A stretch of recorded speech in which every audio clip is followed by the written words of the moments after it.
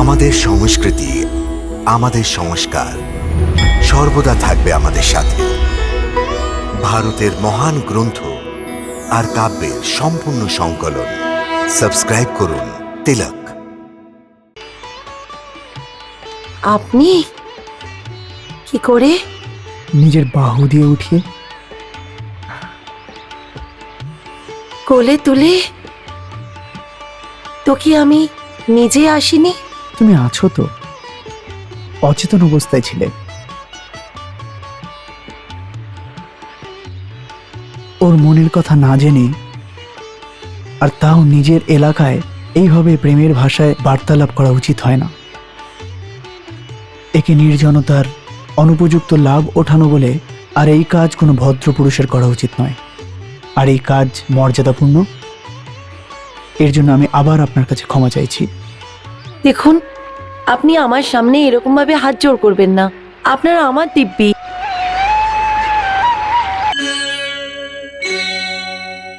আপনি বলেছিলেন সুভদ্রা আর অর্জুনের সম্বন্ধ হবে, কিন্তু আমার তো কোনো লক্ষণই চোখে পড়ছে না। দুজনের মনে আপনার মায়া প্রেমের বীজ তো বপন করে দিয়েছে, কিন্তু আজ পর্যন্ত দুজনে ওই প্রেমকে ব্যক্ত করতে দ্বিধাবোধ করছে। তাহলে প্রণয় কি করে হবে? আমার তো বিশ্বাস হচ্ছে না। এই সম্বন্ধ তো অবশ্যই হবে দেবী। এই কৌরব এবং পাণ্ডব বংশর যে মহাবিনাশ হতে যাচ্ছে, ওই মহাবিনাশের ধ্বংসাবশেষে একটি ভ্রূণ বেঁচে থাকবে, আর ওই ভ্রূণ সুভদ্রার গর্ভ থেকে জন্ম নেবে।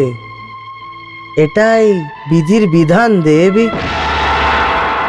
এই সংহারে গুরুকুলের বিনাশ অবশ্যই হবে। গুরুকুল বংশের মতো মহাপ্রতাপী বংশ তো শেষ হয়েই যাবে, কিন্তু আমি এই কুলের একটি ফুলকে বাঁচাতে চাইছি দেবী। এটা কি করে? অর্জুন এবং সুভদ্রার বিয়ে করিয়ে দেবী। এতে ভীষণ যুদ্ধ হবে না? ওটা তো হবেই। আর নির্মম হত্যা? ওটাও অটল দেবী। তাহলে আপনি গুরুকুলকে কি করে বাঁচাবেন? আমি কিছু বুঝতে পারছি না। নিশ্চিত রূপে কুরু বংশের ধ্বংস হতে যাচ্ছে। সুভদ্রা কুরু বংশের আধার হবে। হ্যাঁ রুক্মিণী, সুভদ্রা থেকেই কুরু বংশ চলবে, আর এই বংশের রক্ষাও আমাকেই করতে হবে। শুনে সন্তোষ হলো প্রভু, কিন্তু সুভদ্রা আর অর্জুনের মিলন তো করিয়ে দিন। দুজনে একে অপরকে খোঁজার জন্যে শিকার করতে জঙ্গলে গেছে, কিন্তু ওই দেখুন,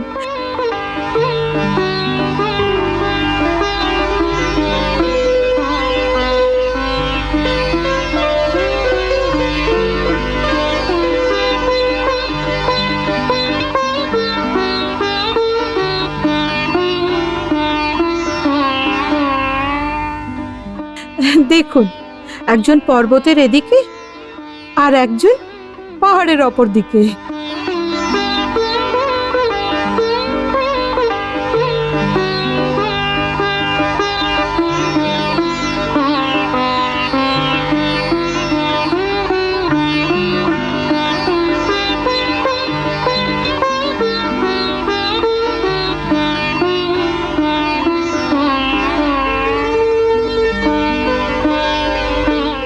আপনি তো স্বয়ং প্রেমের অবতার।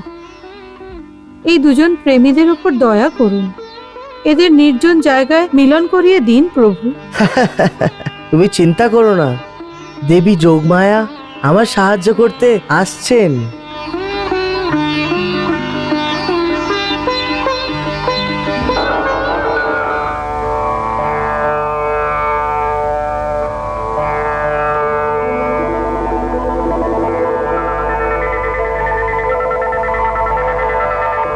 হে জগদীশ্বর, আমি আপনার ইচ্ছা অনুসারে আপনার সেবাতে উপস্থিত রয়েছি। আমার জন্য কি আজ্ঞা আছে পরমেশ্বর? তুমি তো জানো যোগমায়া যে আমার বোন সুভদ্রা এবং অর্জুন পরস্পরকে দেখা করার জন্য ব্যাকুল হয়ে গেছে। আমার আর অধিক বলার আবশ্যকতা নেই। কেন কি যখন কোনো বিচারের স্পন্দন মাত্র আমার হৃদয়তে হয়, সেটা তোমার মনে নিজের থেকেই ফুটে ওঠে। তাহলে আমার বিচার যেমনভাবে হচ্ছে ঠিক তেইভাবেই সময়ের আঁচলে তুমি লিখে দাও। যথা আজ্ঞা।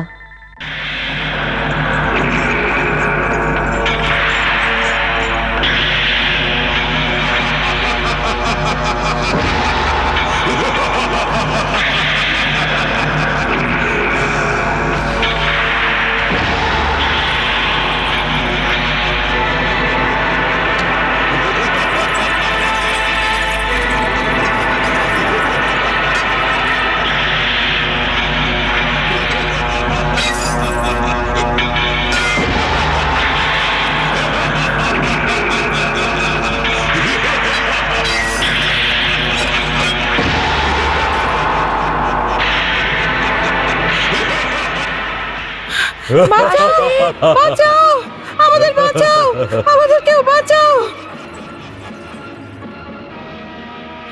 বাঁচাও, রক্ষা করো। আমাদের বাঁচাও, আমাদের কেউ বাঁচাও। নেমে আসুন, তাড়াতাড়ি নেমে আসুন, নেমে আসুন।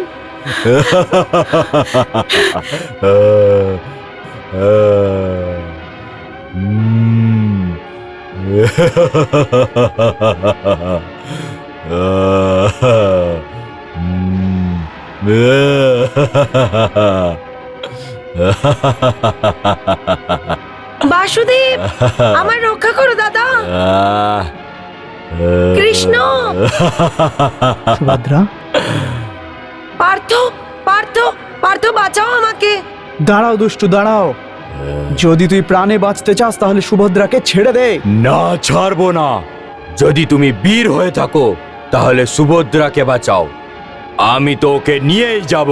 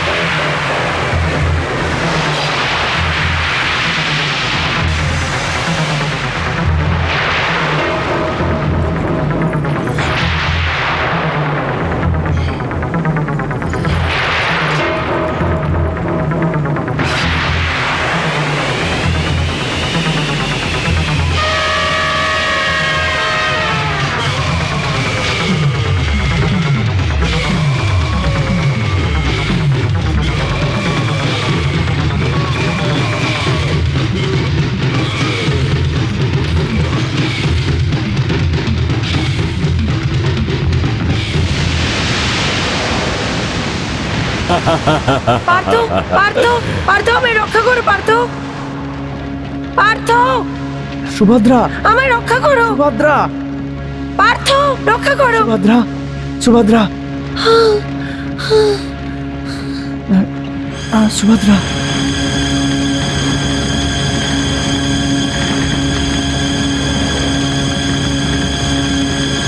সুভদ্রা, সুভদ্রা, সুভদ্রা, সুভদ্রা ওঠো। সুভদ্রা, সুভদ্রা ওঠো। সুভদ্রা, সুভদ্রা ওঠো। সুভদ্রা, সুভদ্রা ওঠো, ওঠো।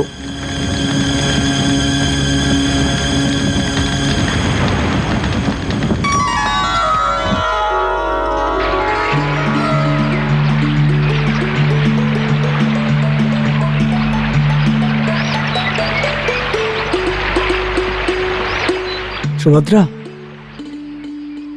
ওঠো। সুভদ্রা, সুভদ্রা, সুভদ্রা, সুভদ্রা ওঠো।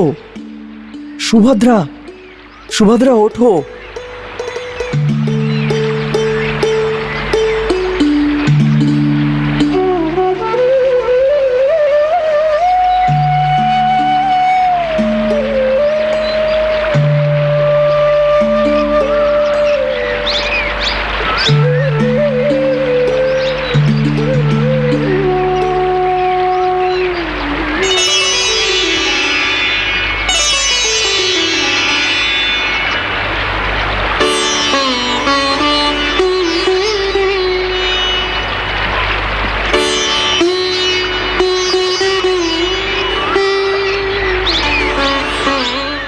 সুভদ্রা,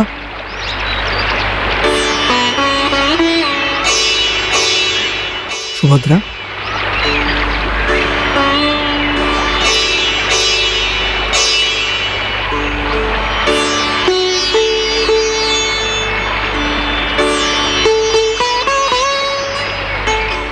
সুভদ্রা, তুমি ঠিক আছো তো? আপনি আপনি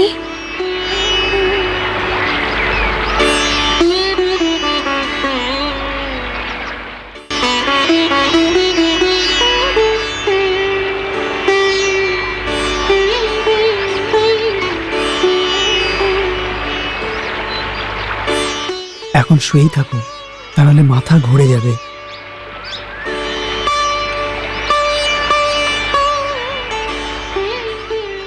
নাও, প্রথমে একটু জল খেয়ে নাও। আগুন লাগার জন্য ভেতরটা যে গরম হয়ে গেছে, ওটা ঠান্ডা জলে শান্ত হয়ে যাবে।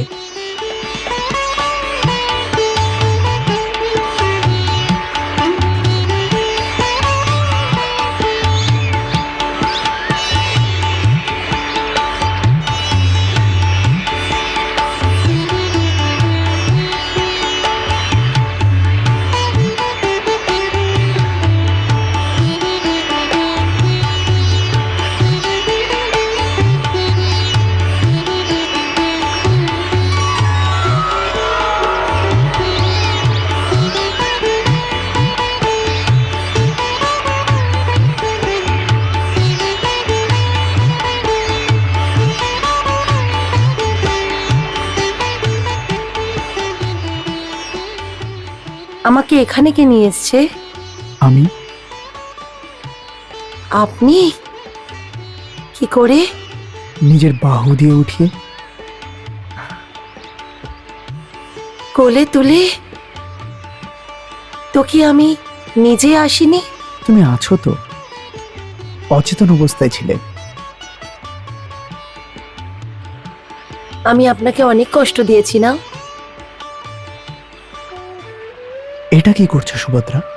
আমার কোনো কষ্ট হয়নি, বরং আমার ভালো লেগেছে তোমাকে বাহুতে উঠিয়ে এখানে নিয়ে আসা।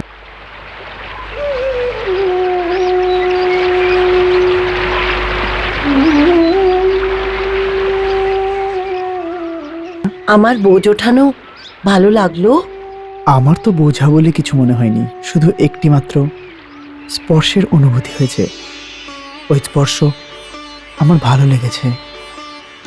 ভালো লোকেরা যখনই কারোর উপর উপকার করে, তখন তারা এই উপকারটা দেখাতে চায় না।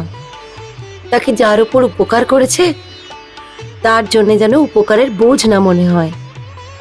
এই জন্যই মিথ্যা মিথ্যা উপকারকে ভালোবাসার নাম দিয়ে দেয়। কিন্তু ওই কথা মনে করে তাও উপকার তো উপকারই হয়, তাই না? কিন্তু উপকারের বিনিময়ে যদি উপকার না দেওয়া হয় তো আমি হাত জোর করে ধন্যবাদ জানাচ্ছি। না সুভদ্রা, আমি মিথ্যে মিথ্যে প্রেমের কথা বলছি না, এটাই আসল সত্যি। যখন তোমায় আমার বাহু দিয়ে উঠিয়েছি তখন তোমার স্পর্শ আমার ভেতরের মনটাকে আনন্দিত করতে সাহায্য করেছে, সেজন্য অজান্তেই আমার মুখ থেকে এটা বেরিয়ে গেছে। ওর জন্য আমি ক্ষমা চাইছি। বাহ, কাউর উপরে উপকার করার ঢং কত নিরালা। অন্যের উপরে উপকারও করো আর ক্ষমাও নিজেই চাও। কেন? কারণ এই সময় আমাদের এই ধরনের কথা খোলাখুলি বলা উচিত হয়নি। কেন বলা উচিত নয়? আসলে কোনো একটা একা মেয়েকে ওর মনের কথা না জেনে, আর তাও নিজের এলাকায়, এইভাবে প্রেমের ভাষায় বার্তালাপ করা উচিত হয় না।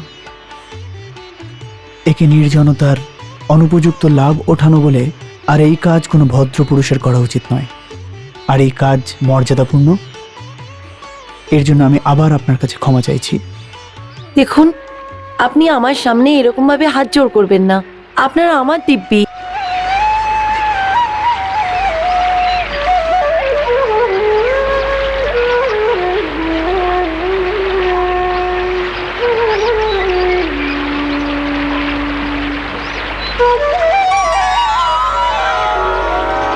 খুলুন, খুলুন নিজের হাত। এখন আপনি আমার হাত ধরে রেখেছেন, এই স্পর্শ পেয়ে যদি আমি আন্তরিক সুখ পাই তাহলে আমার কোনো দোষ নেই। এখন আপনি এই কথা বলতে পারবেন না যে যে আমি নিরিবিলি জায়গায় আপনার অনুচিত লাভ উঠাচ্ছি।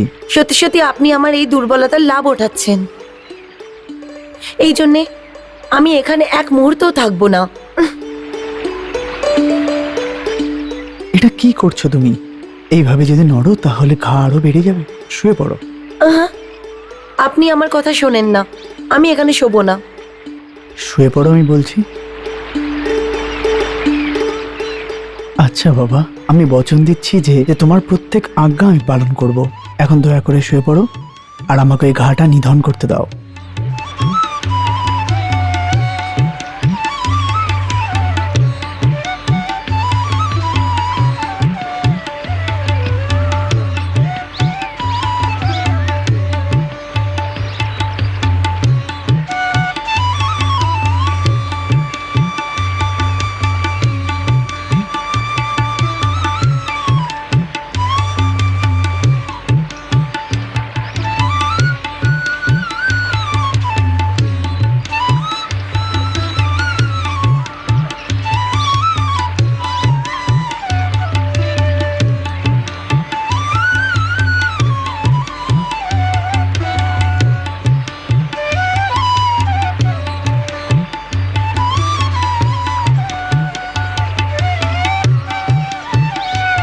দাও।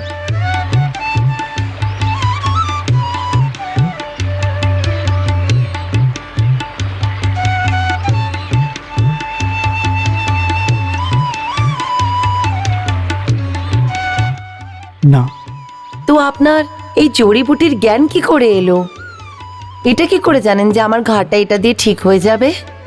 দেবী, আমরা যোদ্ধা, যুদ্ধ করাটা আমাদের কাজ, আর লড়াই করতে গেলে আহত তো হবেই। সেই জন্য এই ধরনের চোট এবং আহত হওয়ার বিদ্যাও আমাদের শেখানো হয়। হুম, তো এটার অর্থ এটা হচ্ছে যে আপনি সমস্ত ঘায়ের চিকিৎসা করতে পারবেন। অর্থাৎ সোজা কথা, ঘা তো অনেক রকমের হয়। কিছু দেখা যায় আর কিছু দেখা যায় না। হ্যাঁ, এটাও হয়, কারণ চোট কখনো কখনো ভেতরেও লাগে। এই জন্য গুরুজি তেল এবং অন্যান্য অনেক কিছুর কথা বলেছেন, যেটা প্রয়োগ করলে ভেতরের চোটও ঠিক হয়ে যায়। হ্যাঁ, নিন, এবার আরাম করে উঠুন। আসুন।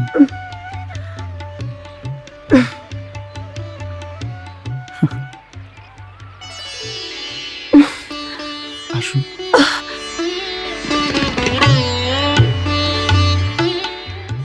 আহ আরে সাবধানে দেখে চলুন। আর যদি একা চলতে না পারা যায় তো কি করব? তাহলে আমার সাহায্য নিয়ে চলুন। তো আপনি এটা বলবেন না তো যে একটা মেয়ে একান্তের অনুচিত লাভ উঠিয়ে আপনাকে সাহায্য করার জন্য জোর করলো? আপনি কি বলতে চাইছেন? দেখুন, আপনিই তো ওই সময় বলেছিলেন একটা মেয়ের ইচ্ছা না জেনে ওকে স্পর্শ করা উচিত নয়, আর যদি স্পর্শ করে নাও তো এটা বলা উচিত নয় যে স্পর্শ ভালো লাগলো। পরন্তু ওই সময় তো আমি অজ্ঞান ছিলাম, আপনি আমার ইচ্ছা কি করে জানতে পারতেন? এতে আপনার কোনো দোষ নেই। এটাকে নির্লজ্জতা বলা যাবে না? হ্যাঁ, এইভাবে যদি আমি আপনাকে বলি, আপনি তো সচেত হচ্ছেন, তাও আপনার ইচ্ছা জেনে বিনা আমার এই বলা, আপনার আমাকে উপকার করা আমার খুব ভালো লাগলো। আর আপনার সঙ্গে এইভাবে চলাতে আমার ভীষণই ভালো লাগছে। যেন মনে হচ্ছে আমার ভিতরে সাগরের মতন ঢেউ খেলছে। এটা সত্যি, এই জন্যই বলে দিলাম। এবার আপনি এটাকে কি বলবেন? এইটাই না, এই মেয়েটা বড় নির্লজ্জ? না, এটা আমি আমার পরম সৌভাগ্য বলে মনে করব যে পৃথিবীর একজন পরম সুন্দরী মেয়ে আমার সেবাকে পছন্দ ধরেছেন। ও যদি আনন্দ পায় তাহলে আমি আরো বেশি আনন্দিত হব। আপনি বড় চতুর হচ্ছেন। এটা আলোচনা না প্রশংসা? আহ! তুমি রাত পর্যন্ত নিজে নিজে যেতে পারবে না, আজ্ঞা দিলে আমি নিয়ে যেতে পারি। হুম,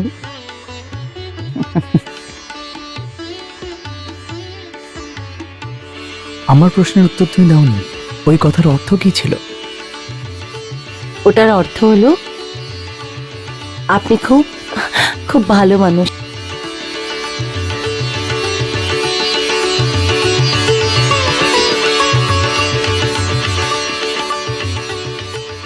এবার কি হলো দ্বারিকাপতি?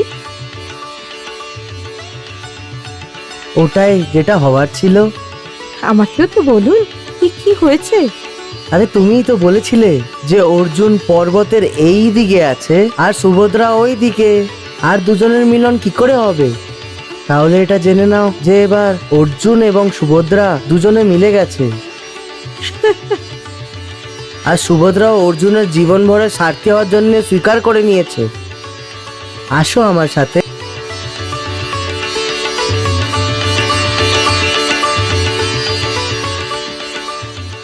ওই দেখো,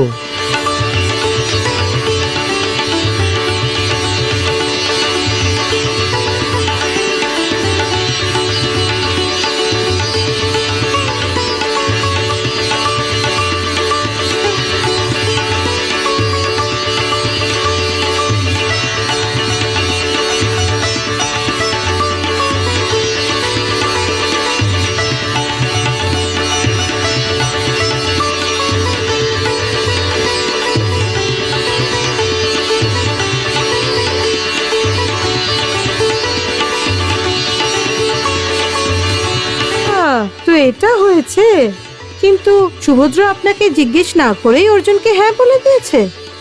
হ্যাঁ। আচ্ছা এটা তো বলো, যখন তুমি আমার রথে বসে কুন্দনপুরে এসেছিলে তাহলে কি তুমি তোমার ভ্রাতা রুক্মিকে জিজ্ঞেস করেছিলে? বলো বলো।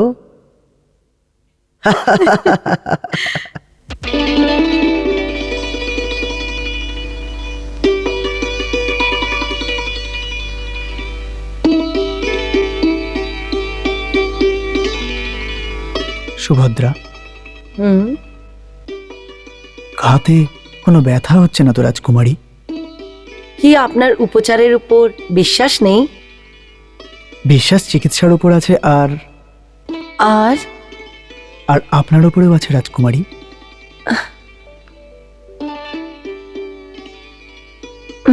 আমার হাত ছেড়ে দিন, কেউ দেখে নেবে তো ভালো হবে না। হুম, আমি একবার যদি কারোর হাত ধরে নিই তাহলে ওই হাত আজীবন ছাড়ি না রাজকুমারী। চলো এটাও দেখে নিচ্ছি, কিন্তু এই সময় তো আমার হাত ছেড়ে দিন। সামনে দাদা বৌদির কক্ষ, আমার উপর দয়া করুন, হুম, আমার উপর দয়া করুন না। ঠিক আছে, আপনার আজ্ঞা শিরোধার্য।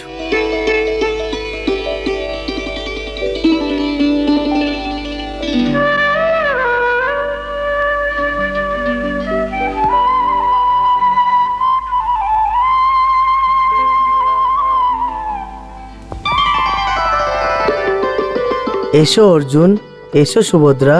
সুভদ্রা, আরে এটা কি হয়েছে? তোমার হাতে এই বাঁধন কি করে? কিছু না বৌদি, বাস এমনিতে একটুখানি জ্বলে গেছি। উড়ে গেছে? ও, কি করে? বৌদি, একটা রাক্ষস আমাকে আমার রথকে আকাশে উঠিয়ে নিয়ে যাচ্ছিল। তারপর? তারপর কি বৌদি, আমি তো কিছু বুঝতেই পারছিলাম না। ব্যাস আমি শুধু বাসুদেব আর কৃষ্ণকেই ডেকে যাচ্ছিলাম। তারপর ইনি আমাকে দেখে নিয়েছিলেন আর ওই ভয়াবহ রাক্ষসটাকে নিজের বান দিয়ে পরাস্ত করে দিল। ও, পরন্তু পরন্তু ওই রাক্ষসটা আমার রথটাকে আগুন লাগিয়ে দিয়ে পালিয়ে গেছিল। ইনি আমার রক্ষা করলেন, অন্যথা তাহলে কি হয়ে যেত? সুভদ্রার এই কথায় তোমার কি মত পার্থ? আজ্ঞে, আমার মত? হ্যাঁ পার্থ, তোমরা দুজন সাথে সাথে জঙ্গলে। আসল কথা এই যে আমি তো প্রথমে শিকারে চলে গেছিলাম। ও হো হো। আমি যখন সুভদ্রার চিৎকার শুনতে পেলাম, তখনই আমি দেখলাম যে সুভদ্রা জঙ্গলে আছে। ও, এটা জেনে আমি ওর রক্ষার সম্মুখে গিয়ে বিরোধ করি। ব্যাস। এইটুকুই? তাহলে সুভদ্রার এই হাতে বাঁধন কে বাঁধলো?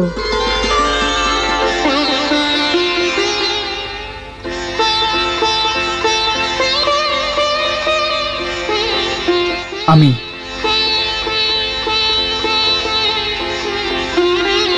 ওটা তো বনের ঔষধ দিয়ে যা চিকিৎসা হতে পারে আমি করে দিয়েছি। বৌদি, এখন রাজকুমারী আপনার কাছে এসে গেছে। ওই রাক্ষস রাতে আগুন লাগিয়ে পালিয়ে গেছে। ও ও তাপে আহত হয়ে গেছে। আচ্ছা, তাপে আহত হয়েছে। একটু দেখি তো আমার ননদিনী কোথায় কোথায় আহত হয়েছে। বৌদি, আরে